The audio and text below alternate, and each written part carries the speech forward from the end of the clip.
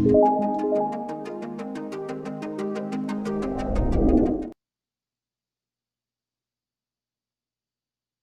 back, class, to our discussion on rational functions. This is LBV GMath 1-2.3a, the first of the 3 videos discussing the third topic on rational functions. I am Engineer Peter Benjamin Obiano, your lecturer for the video. Remember that we are still under rational functions, the second chapter on our discussion on functions and their graphs. For the next set of videos, we will be tackling the third most essential learning competency or MELC, which is to solve rational equations and rational inequalities. In this video, we will just focus in solving rational equations. So that is our topic outline for this video, solving rational equations. At the end of the video, I hope that we will be able to learn how to solve rational equations. Now, if you remember, during the last video, we were able to learn what rational equations are. So, nakita natin ano ang mga tinatawag na rational equations. This time, we will learn how to find the values that will satisfy a given equation. During this video, we will be getting the roots of polynomials. That is why I suggest before watching this video, I hope na alam nyo pa paano kumuha ng roots. Specifically, paano gamitin yung quadratic formula. So, siguro naman ito alam nyo pa. Second, magsisimplify rin tayo ng mga expressions later at gagamit tayo ng factoring. So, before watching the video, I hope din na kahit papaano, alam nyo pa mag-factor ng polynomials. Alright, so since clear na po sa atin kung ano yung mga kailangan natin, let's now go to our discussion. So, how do we solve rational equations? Para hindi tayo masyadong mahirapan, I summarize the process in 6 steps na pwede nating sundan. The process is as follows. Step 1, get the least common denominator of the rational expressions involved in the rational equations.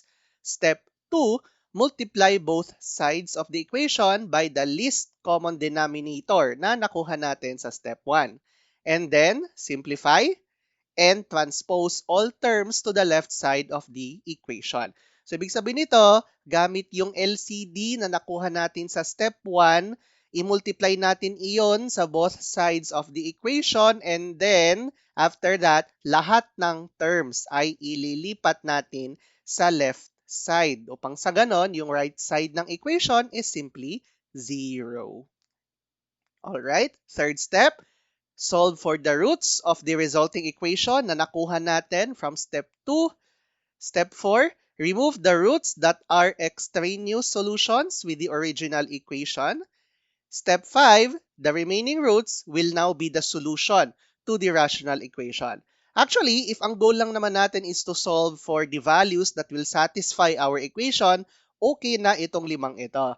But I just added an optional step 6. That is if we want to be sure na tama nga yung ating solution. Pero if you want to solve the equation lang naman and magaling ka naman sa algebra and such, okay na yung steps 1 to 5. Optional na lang yung step 6 if you want to check our answer. Now, nabanggit dun sa step 4 ng process natin. Nasabi doon, tatanggalin daw natin yung mga tinatawag na extraneous solutions. So before we continue, i-define lang natin saglit what is an extraneous solution. So sabi ng definition natin, an extraneous solution is a solution of a simplified equation but does not satisfy the original solution. So parang ganito yan. Let's say mayroon kang equation and sinimplify mo ito. Tapos, after simplification, may nasolve kang x kunyari. Now, kapag yung nasolve mong x ay hindi niya masasatisfy yung original equation. So let's say Noong sinubstitute mo siya sa original equation, biglang naging undefined. Ibig sabihin nun, yung na-solve mo na x, hindi pwedeng gamitin. Kahit pa nasabihin na natin, nasa-satisfy naman niya yung simplified equation. Pero since hindi siya pwedeng gamitin sa original equation, hindi natin iyon tatanggapin. Ang tawag natin sa mga value na iyan ay mga extraneous solutions. Now, don't worry, may mga actual examples naman tayo later. So, para lang at least alam natin kahit papaano ano ba ang mga tinatawag na extraneous solutions. Okay, so since clear na po yung mga terms na kailangan natin, let's now apply the process. Let us now solve some exercises. Question number 1, solve for x in the given equation. 4 over x plus x is equal to 4. Let's start with a simple problem muna. Sundan lang natin yung steps na nabanggit ko kanina. First step, let us get the least common denominator or LCD of the rational expressions. Let us take a look. Ano ba yung mga terms natin? You have 4 over x, and 4. Well, of course, understood na yung x at 4 parang naka-divide sila ng 1. Ngayon, ano ang LCD ng 4 over x, ng x, at ng 4? Siyempre, ang LCD ng tatlong ito is simply x. So, yun yun. So, that's step 1. Get the LCD of your expressions. So, that's it. Let's now go to step 2. What is step 2? Multiply both sides of the equation by the LCD na again nakuha na natin kanina sa previous step. And then, after multiplication, simplify and transpose all terms to the left side of the equation. So, kunin natin yung given, si 4 over x plus x equals 4. I-multiply natin itong equation na ito by the LCD that we got a while ago, which is x. So, multiply natin to by x. Tapos, syempre, di ba, parang multiplication lang of polynomials and functions ang gagawin natin. Okay, so let's start with this one. 4 over x times x, edi syempre, makakancel out yung x. Ang maiiwan lamang is 4. And then, x times x will give us x squared. Okay na tayo sa left side. Puntahan naman natin yung right side ng equation. X times 4 is equal to 4x. Magkakaroon tayo ngayon dito ng equals 4x. Now, maybe nagtatanong ka, bakit pa natin kailangang kunin yung LCD? As we can see here, ano ang nangyari noong minultiply natin yung LCD sa equation natin? Notice what happened? Nawala yung mga denominators. So that's the purpose actually kung bakit natin kinukuha at minumultiply yung LCD para sa ganun mawala yung denominator. At syempre, ngayong wala na yung denominators, mas madali na nating masosolve ano ang mga possible values ng x. That's the reason kung bakit tayo kinukuha natin yung LCD and then we multiply. Yun nga, para mawala yung denominators. Anyways, moving on. Ilipat ko yung 4x sa left side. So, syempre, magiging minus 4x na siya. Again, after multiplication, ang next mong gagawin, lahat ng terms ilipat mo sa left side para yung right side mo is simply 0. Okay, tapos ayus-ayusin na lang natin para lang maging standard form. You'll get x squared minus 4x plus 4. That is equal to 0. As we can see here, we now have a quadratic equation. Let's now go to step 3. Solve for the roots of the resulting equation. Solve for the roots of the equation that we got kanina sa step 2. Ito yung equation natin, x squared minus 4x plus 4 equals 0. Kukunin daw natin yung roots ng equation na ito. Well, there are many ways to get the roots. Ano ulit ang roots? Diba? Roots ay mga values ng x na kapag isinubstitute natin sa isang, let's say, quadratic expression, the answer is 0. So, diba? Yun yung values ng x na magiging 0 ang value ng isang polynomial. Anyways, so that is our roots. There are many ways to get the roots. Meron tayong factoring method, meron tayong completing the square, pero para mabilis yung process natin, gamitin na lang natin yung quadratic formula. Alam nyo pa naman siguro kung ano siya. So you have here x is equal to negative b plus or minus square root of b squared minus 4ac over 2a. Ano ulit ang b? B is the coefficient of x. Ano ba yung katabi ng x? Di ba? Meron negative 4. Kaya later, ang isa-substitute natin sa b ay negative 4. Next, ano naman yung a? Hindi ba a naman is the coefficient of x squared? Ano ba ang katabi ng x squared? Well, walang number, so understood na ang katabi ng x squared, ang coefficient ng x squared is 1. Kaya, later, lalagay natin sa A, 1. Lastly, what is C? C is the constant term. Ano ba ang constant term natin? You have positive 4. Kaya, later, ilalagay natin sa C, positive 4. Lastly, dalawa ang pwede mong masolve using the quadratic formula. Isa, kapag ang gagamitin mong operation ay plus. Pangalawa, kapag ang gagamitin mo naman ay minus. So, we can have two answers here. Now, sometimes, ang makukuha mong x ay the same. Anyways, so let's use the quadratic formula. Again, substitute lang natin yung values ng a, b, and c. And sa ngayon, let's just use plus. Alright, we will have this one. Again, b is negative 4. A is positive 1. C is positive 4. And we are going to use plus here. I-solve na lang natin ito. Ang makukuha natin is 2. So that is one of the roots. Ibig sabihin nito, isa sa pwedeng maging solution ng equation na ito ay positive 2. Kunin naman natin yung isa pang root. Ulitin natin yung process. This time nga lang, let's use the minus operation, the subtraction operation. So again, type nyo na lang to sa calculator. Press equals. You'll get this. Nakuha din natin 2 din. Ibig sabihin nito, ang mga roots natin ay 2, which is twice. Anyways, so ibig sabihin nito, ang pwedeng solution natin sa equation na ito is 2. So by using the quadratic formula, the two roots of the polynomial are 2 and 2, or it's simply x is 2. Ito na kaya yung sagot? Well, sometimes yes, sometimes no. Kasi, step 4 na tayo, i-check muna natin.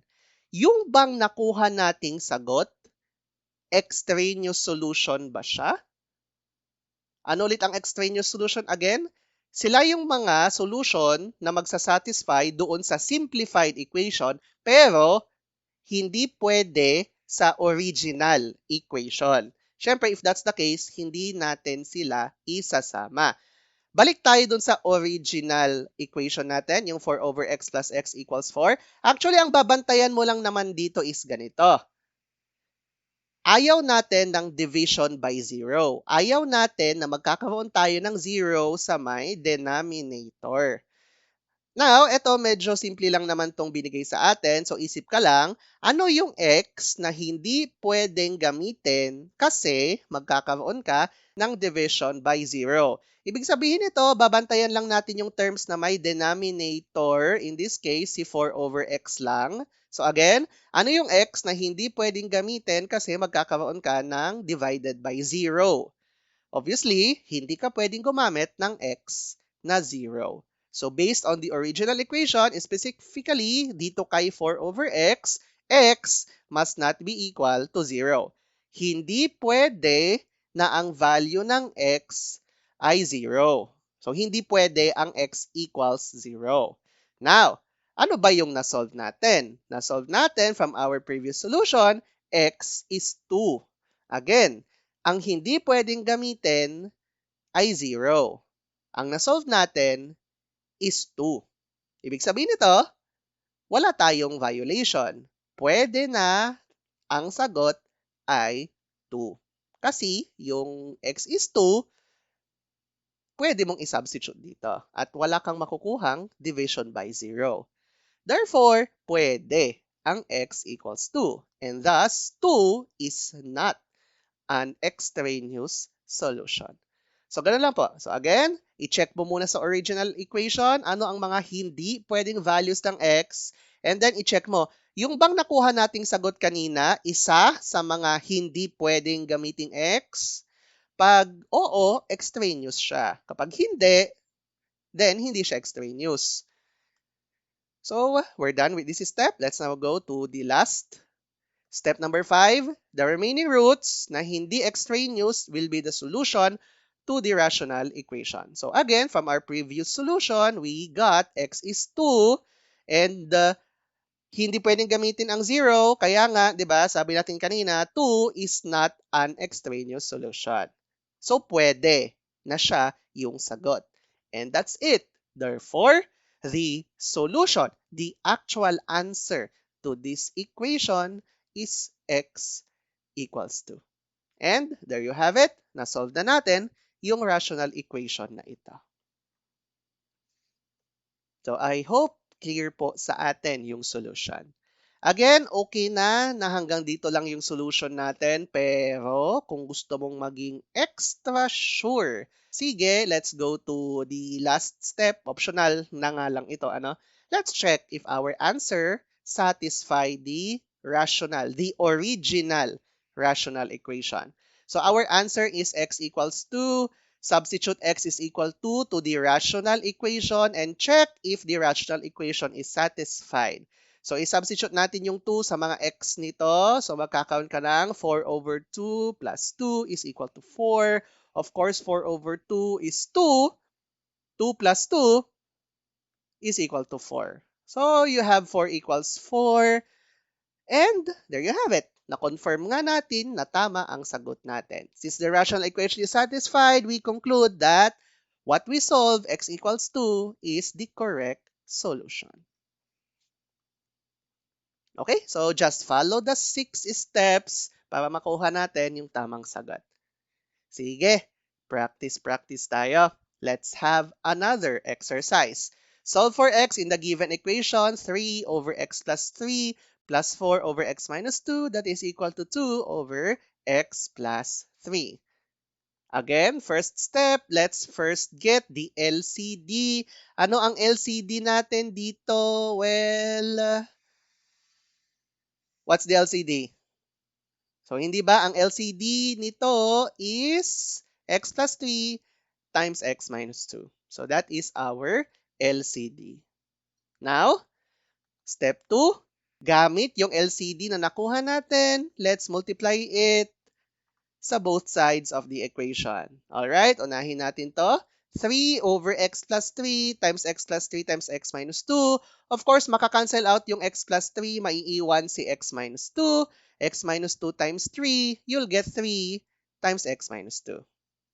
Next, x plus 3, x minus 2, i-multiply naman natin kay 4 over x minus 2. In this case, makakancel out yung x minus 2, may iwan yung x plus 3. Magkakaroon tayo ngayon ng x plus 3 times positive 4. So, we'll have this one. Lastly, 2 over x plus 3 multiplied by this, makakancel out yung x plus 3, maiiwan yung x minus 2. So, therefore, sa right side, magkakaroon tayo ng 2 times x minus 2. And then, i-expand muna natin, distribute natin yung mga terms. Unahin natin to, 3 times x minus 2. Of course, we'll get 3x minus 6. Next, 4 times x plus 3, you will get plus 4x plus 12. Sa right side na tayo, 2 times x minus 2, we will get 2x minus 4. Now, ang gawin lang natin is ganito. Itong 2x minus 4, ilipat ko sa left side ng equation. Of course, magiging negative 2x plus 4 na siya. Let us arrange them and let's just combine like terms. So, you'll get this one. So, 5x plus 10, that is equal to 0. So, again, step 2 is, kunin mo yung LCD, i-multiply mo sa buong equation. Ayusin mo yung equation in such a way na sa bandang huli, lahat ay nasa left side at ang right side mo is simply 0. Step 3, solve for the roots of the given equation. Again, ito madali lang, di ba? So, paano kunin yung x? Then, you can transpose 10 sa kabila. You'll get negative 10. Divide both sides by 5. Of course, magka-cancel out yung 5 dito. You'll get x. And then, negative 10 divided by 5, we have negative 2. And there you have it. Na-solve na natin yung value ng x, which is negative 2. Now, ito na ba yung sagot? Again, i-check mo muna. Step 4. Yung x equals negative 2, extraneous ba ito or hindi?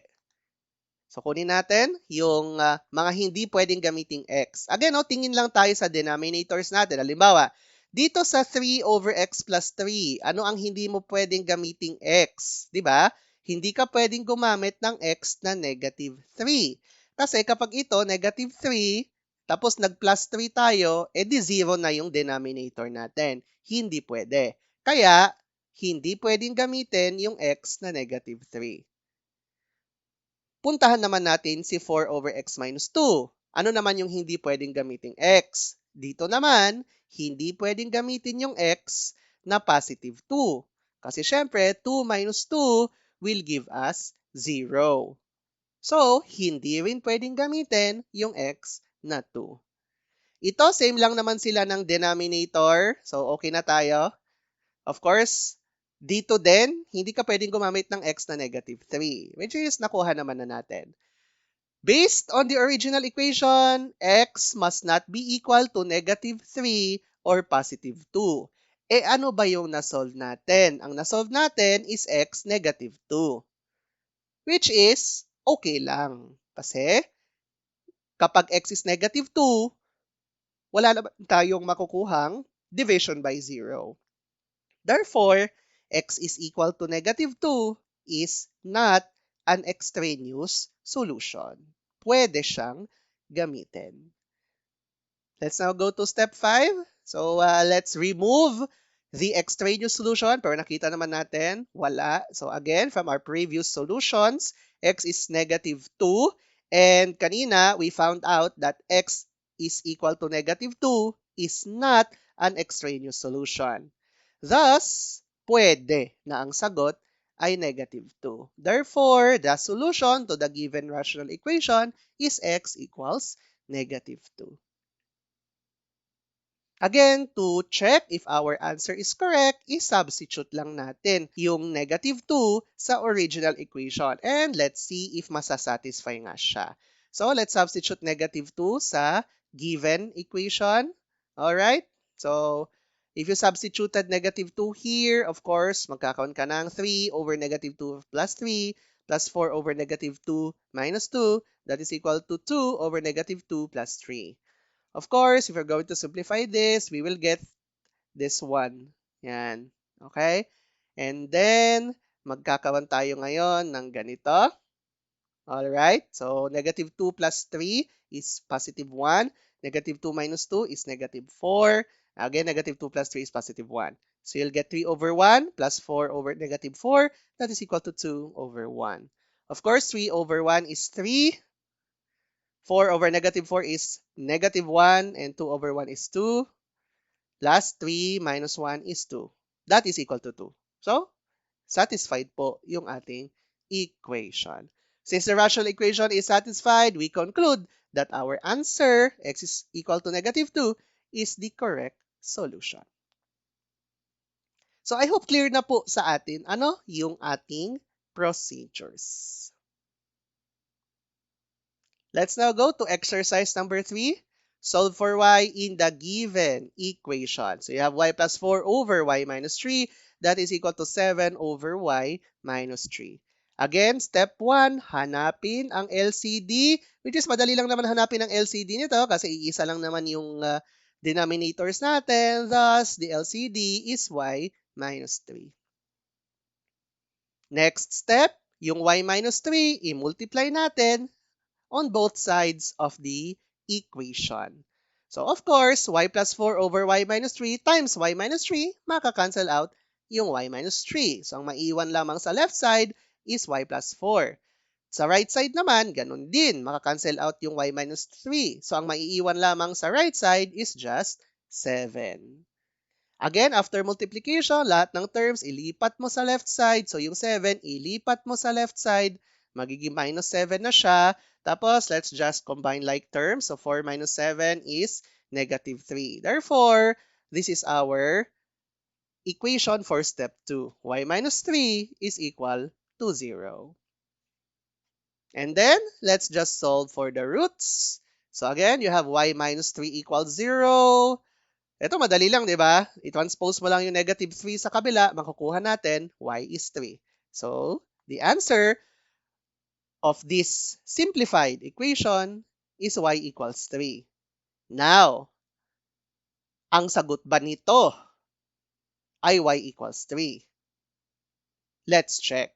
Ano ba yung mga values ng y na hindi pwedeng gamitin? Ano yung mga values ng y na magiging over 0 yung denominator? Di ba? Hindi pwedeng gamitin ang y na positive 3. Tama? Yes, hindi pwedeng gamitin ang y na 3. Kasi di ba, if you substituted y is 3 here, 3 minus 3, eh di magiging 0 na yon. So magiging y plus 4 over 0 tayo. Hindi pwede. So from the original equation, hindi pwede na ang value ng y ay positive 3. So hindi pwede yung y na 3. Eh kaso, ang nasolve natin kanina na y is 3. So again noong sinimplify natin ito, nakita nyo naman kanina, eventually, ang magiging sagot ng simplified equation natin is positive 3. Okay? The problem is, so here is the problem, hindi pwedeng gamitin ng y na 3. Kasi, magiging division by 0 siya. So ano ngayon ang ibig sabihin nito? Ibig sabihin ngayon nito, y equals 3 is an extraneous solution. Hindi pwede yung y equals 3. So I hope clear na po sa atin ngayon kung anong ibig sabihin ng extraneous solution. Ano? So pwede yung 3 doon sa simplified. Pero hindi siya pwede doon sa original. Anong masusunod? Siyempre, yung original pa rin. Kaya, y equals 3 is an extraneous solution. Ano ngayon ang conclusion na natin? So again the remaining roots will be the solution of the original equation. Our previous solution says that y is 3, pero kanina nakita natin si 3 ay extraneous. Hindi pwede. So take note ang tanging sagot lang sana is y is 3. Kaso nalaman natin, hindi rin pala pwede yon. Ano ngayon ang conclusion natin? Di wala. Our conclusion is, the given equation has no solution. Kasi nga, yung tanging sagot lang sana natin, extraneous pala. Di wala. Therefore, we have no solution. So, ganun po bago natin sabihin na yun yung sagot, i-check mo muna, ay baka extraneous pala ito.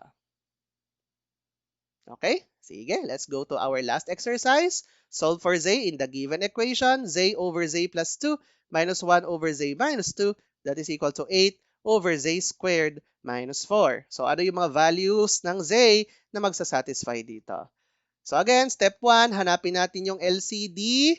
Kaso, bago natin makuha yung LCD, try muna nating i-factor out yung z squared minus 4. So, basic factoring lang naman, hindi ba? Kapag finactor out natin, ang z squared minus 4 is the same as z plus 2 times z minus 2. Therefore, the original equation, we can rewrite this into this. Mas madali na natin ngayong makukuha yung LCD. Okay, what's the LCD of this equation? Malalaman natin, ang least common denominator nito ay z plus 2 times z minus 2. So again, sometimes you need factoring to get the LCD. So, practice po tayo sa factoring natin. Alright, step 2. I-multiply natin yung z plus 2, z minus 2 on both sides of the equation. So, z plus 2 times z minus 2 times z over z plus 2. Of course, makakancel out yung z plus 2. So, ang maiiwan lamang ay z minus 2. So, you'll get z times z minus 2. Next, negative 1 over z minus 2 times z plus 2, z minus 2. Yung z minus 2 naman yung makakancel out. Maiiwan si z plus 2.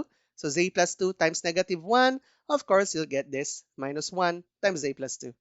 Lastly, z plus 2 times z minus 2 multiplied by this. So, syempre, makakancel out yung buo. Ang may iwan lang sa right side ay 8. Let us distribute. Z times z minus 2 will give us z squared minus 2z. Negative 1 times z plus 2 will give us negative z minus 2. Of course, yung right side natin is still 8. Let's combine negative 2z and minus z. You'll get minus 3z. And then, yung 8, ilipat natin sa left side. Negative 2 minus 8 will give us negative 10. So, there you have it. This is now our simplified equation. Step 3, get the roots of this one. Again, to make things easier, gamit na lang po tayo ng quadratic formula. Alright, so again, ano yung b? B is the coefficient of z. In this case, it's negative 3. What is a? A is the coefficient of z squared. In this case, it's 1. What is c? C is the constant term. In this case, it's negative 10. Unahin natin gamitin yung addition. So, let's use plus here. Substitute a, b, and c. I-solve natin sa calculator. You'll get 5. By the way, pwede nyo i-pause yung video habang tinatype nyo ito sa calculator. Kunin naman natin yung pangalawang root. Gamitin naman natin minus dito. So let's change that to minus. And then let's solve this one. We will get negative 2. So nakuha na natin ngayon yung dalawang possible answers. Now, i-check natin. Ito kasi yung mga nakuha natin kanina. So, based on the original equation, based dito, ano yung mga hindi pwedeng gamitin z? Dito, makikita natin, hindi mo pwedeng gamitin yung z na negative 2. Kasi kung meron kang negative 2 plus 2, magiging 0 yung denominator. So, hindi pwede yung negative 2. Dito naman, hindi pwede yung positive 2. Kasi syempre, 2 minus 2 will give us 0. So, based on the original equation, z must not be 2 or negative 2. Ano ba yung dalawang na-solve natin kanina? From our previous solution, we found out that z is 5, z is negative 2. So, doon sa simplified equation kanina, ang mga answers doon ay 5 or negative 2. Kaso, nakita natin dito, hindi mo pwedeng gamitin yung negative 2. Kasi nga, magkakaroon ka ng division by 0 dito. So, ibig sabihin nito, hindi pwede ang sagot na negative 2. Therefore, z is negative 2 is an extraneous solution. And again, anong ginagawa sa mga extraneous solution? Hindi mo siya pwedeng isama na sagot. Okay? So, therefore, ano lang yung pwedeng sagot natin? So, again, from our previous solution, z is 5 or z is negative 2. However, we found out z is negative 2 is an extraneous solution. So, i-disregard na natin si z is negative 2. Therefore, ang tanging solution lamang ng rational equation natin is simply 5.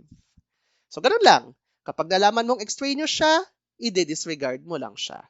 Kung ano yung naiwan, yun lang yung mga sagot. Alright, so the only answer here is positive 5. So again, pwede na hanggang dito na lang tayo. But if you want to extra sure, o di sige, let's check. I-substitute natin si z is 5 doon sa original equation. So, let's substitute z is equal to 5 to the original equation and check if the rational equation is satisfied. So, lahat ng z dito, palitan natin ng 5.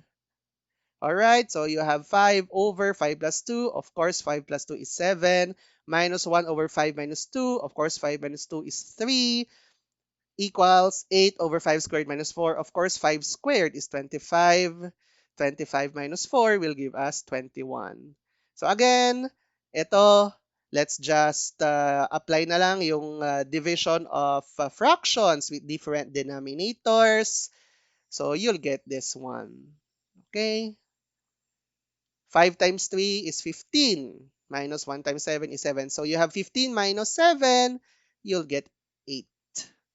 So as you can see, the left side is 8 over 21, the right side is 8 over 21. Our equation is satisfied. Since the rational equation is satisfied, we conclude that Z is 5 is the correct solution. So ganyan lamang po mag-solve ng rational equations. So again, summary ng steps natin. First, get the least common denominator. Nakita niyo naman kanina, minsan kailangan mo mag-factor out. So please, yung factoring natin, do not forget. Step 2, multiply both sides of the equation by the least common denominator. Simplify and transpose all terms to the left side so that yung right side will simply become 0. Step 3, solve for the roots of the equation na nakuha natin sa step 2. Step 4, hanapin yung mga hindi pwedeng gamiting x. Paano kunin yung mga yon, di ba? Simple lang, ano yung mga values na kung saan magiging 0 yung denominator. Tapos i-check mo kung may extraneous solutions ka. Kung may extraneous solutions ka, wag isama. Lastly, kung ano yung mga naiwan na solution, yun lang yung tamang sagot. Again, optional step 6, i-check mo kung tama yung nakuha nating sagot by substituting back whatever we got sa step 5 dun sa original equation. Pag nasatisfy yung original equation, then we got the correct answer. So practice lang po tayo. Just remember these 6 steps. Alright, that's it. That is for our video. I hope na natutunan natin kung paano mag-solve ng rational equations. Practice lang po tayo. Again, pakimaster ang finding the roots. Nakita nyo naman, kailangan natin sila. At minsan, kailangan mo ng factoring. So, we're done with 1-2.3a. Our next video will be 1-2.3b. Ang focus naman natin sa 1-2.3b will now be worded problems involving rational equations. Kanina kasi purely equations lang tayo. Sa next video, ang focus naman natin is mga worded problems na on rational equations. So I suggest bago po tayo pumunta sa next video, i-master po muna natin ang pag-solve ng mga rational equations. Again po, if you want additional problems, kindly refer na lang sa QuexBook on General Mathematics, Chapter 2. And if you have any questions, feel free to contact us. God bless po and see you on the next video.